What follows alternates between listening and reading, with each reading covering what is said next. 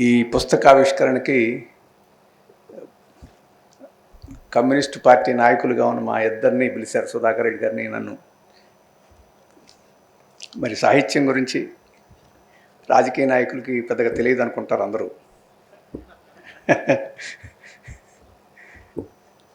మేము రాజకీయ నాయకులం కాకపోతే మేము కూడా సాహిత్యకారులు అయి ఉండేవాళ్ళం.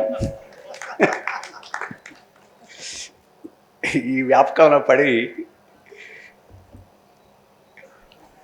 మా ఉద్వేగాల్ని, భావాల్ని, సెంటిమెంట్స్ని వాటిని వ్యక్తం చేసే అవకాశం మాకు రావడంలో, లేకపోతే మేము కూడా మీ అందరికి పోటీ పడేవాళ్ళం. అయితే సమాజాన్ని మార్చాలనుకునేవాళ్ళం. కమ్యూనిస్ట్ పార్టీలు సమాజాన్ని మార్చాలనుకుంటున్నాయి. ఈ సమాజాన్ని మార్చే కృషిలో సాహిత్యానికి, కళకి చాలా పెద్ద ప్రాధాన్యత ఉంది. బహుశా రాజకీయాలకు ముందు సాంస్కృతిక రంగానికి పెద్ద ప్రాధాన్యత ఉందని చెప్పేసి ప్రపంచ విప్లవాలని చూస్తుంటుంది. సాంస్కృతిక రంగం భూమి దున్నితే రాజకీయ రంగం విత్తనాలు వేసినట్టు ఉంటుంది విప్లవానికి చూస్తుంటే. తెలంగాణ సాయుధ పోరాటం ముందు, ఆ తర్వాత పోరాట సందర్భంలోనూ ఎన్నో రూపాల్లో సాంస్కృతిక రంగం ప్రాధాన్యత వహించింది. అలాగే జాతీయోద్యమంలో కూడా ప్రాధాన్యత వహించింది. అదంతా మనకు తెలుసు. అటువంటి చరిత్రలో సుద్దాల హనుమంత్ గారిది ఒక ముఖ్యమైన స్థానం, మర్చిపోలేని స్థానం. ఆ తరం జ్ఞాపకం పెట్టుకుంటేనే సరిపోదు, ఈ తరం కూడా జ్ఞాపకం పెట్టుకోవాల్సి ఉంది. నేను విద్యార్థిగా ఉండేటప్పుడు ఈ జానపద పాటలను సేకరించేవాడిని. ఆ సందర్భంలో మార్క్స్ గొప్ప విప్లవకారుడు కదా, అర్థశాస్త్ర పండితుడు కదా, ఆయనకి ఏమైనా ఈ కళా పోషణ ఏమైనా ఉందా అని చూస్తే ఆయన ప్రపంచంలో ఉండే అనేక జానపద గీతాలను సేకరించాడు. ఆ గీతాలన్నింటినీ నేను నోట్స్ కూడా రాశాను. అది ఆ తర్వాత రాజకీయాల్లో పడి ఇక్కడ పోయింది. కానీ జర్మన్ ఫోక్ సాంగ్స్ ఎన్నో సేకరించాడు. వాటన్నిటిలో సారాంశాన్ని ఆయన పెట్టుబడి గ్రంథంలో చాలా చోట్ల ప్రస్తావించారు.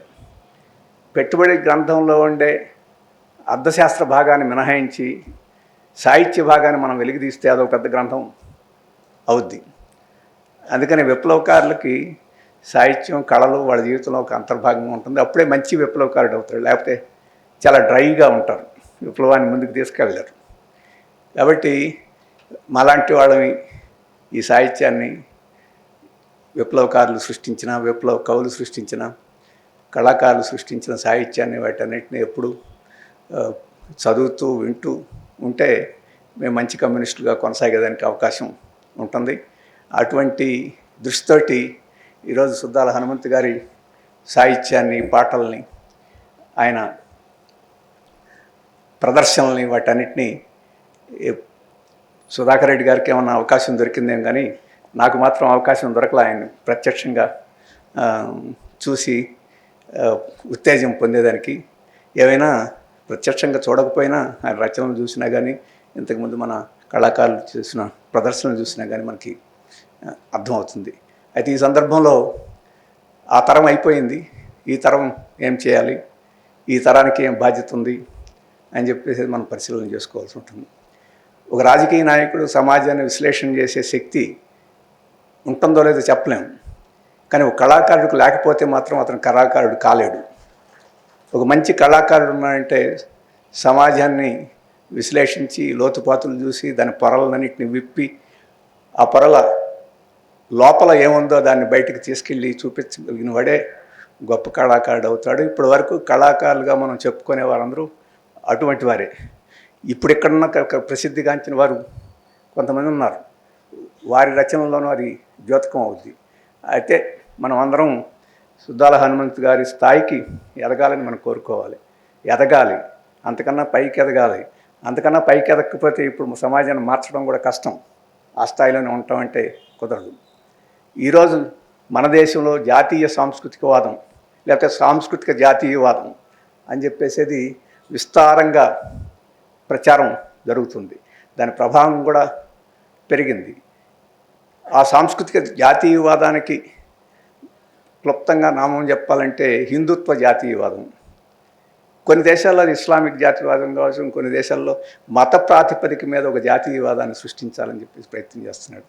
అది సంస్కృతికి వ్యతిరేకం, సాహిత్యానికి వ్యతిరేకం, కళలకు వ్యతిరేకం, మార్పుకు వ్యతిరేకం. అటువంటి దాన్ని ఎదుర్కోగలిగే శక్తి సాంస్కృతిక రంగానికి ఉంది, కళానికి ఉంది, ఆటకు ఉంది, పాటకు ఉంది. కాబట్టి అటువంటి వారిని మనం సృష్టించుకోవాలి, అటువంటి వారిని మనం ప్రోత్సహించుకోవాలి, ఎంతో పెద్ద ఎత్తున మనం అభివృద్ధి చేసుకోవాలి. అప్పుడే ఈ ప్రమాదాన్ని మనం ఎదుర్కోగలం. ఆ బాధ్యతను మనం తీసుకోవాలని చెప్పేసి, అందుకోసం మనం కృషి చేయాలని చెప్పేసి నేను కోరుకుంటున్నాను. ఇందాకే అశోక్ గారిని అడిగాను, మేమందరం ఆయన గొంతుని వినేదానికి అవకాశం యూట్యూబ్లో ఎక్కడ సుధా హనుమంత్ గారి గొంతుతోటి ఉండే పాటలు కానీ వాటిని కనపడలేదు. మీ దగ్గర ఏమైనా రికార్డ్స్ ఉంటే వాటిలో పెట్టండి, అందరికీ అందుబాటులో వస్తాయని చెప్పాం. అలాగే నవ తెలంగాణ వారు ఇంకా ఎవరైనా ఆసక్తి ఉన్న వారందరూ వారి స్వరాన్ని వినే అవకాశాన్ని కూడా కలిగేదానికి ఉంది. ఎందుకంటే అంతర్జాతీయంగా చాలామంది జానపద కళాకారులు వారు పాడిన పాటలు అవన్నీ మనం యూట్యూబ్లో చూడవచ్చు. ఈ మధ్య పీట్ సీగర్ 100వ సంవత్సరం ఆయన ఉత్సవం జరిగితే పీట్ సీగర్ యొక్క జానపద పాటలు, అమెరికన్ ఒక ఫోక్ ఆర్టిస్టు, మంచి అభ్యుదయమైన విప్లవకరమైన పాటలు పాడిన విస్తారంగా మనకి యూట్యూబ్లో కనిపిస్తాయి. అటువంటి పాటలు అందరికీ అందుబాటులో తెచ్చేదానికి అన్ని చర్యలు తీసుకోవాలని చెప్పేసి విజ్ఞాన కేంద్రం కూడా అటువంటి కృషి చేయాలని చెప్పేసి కోరుతూ, ఈరోజు సుద్దాల హనుమంతు గారి గురించి చెప్పాలంటే ఆయన రచనలు అవి ఎప్పుడు అజరామరం. అవి దోపిడీ ధ్వంసమయ్యేంత వరకు ఆయన యొక్క గొప్పతనం అది మనం మర్చిపోము. అణిచివేత అంతమయ్యేందుకు ఆయన మన వెంటే ఉంటాడు.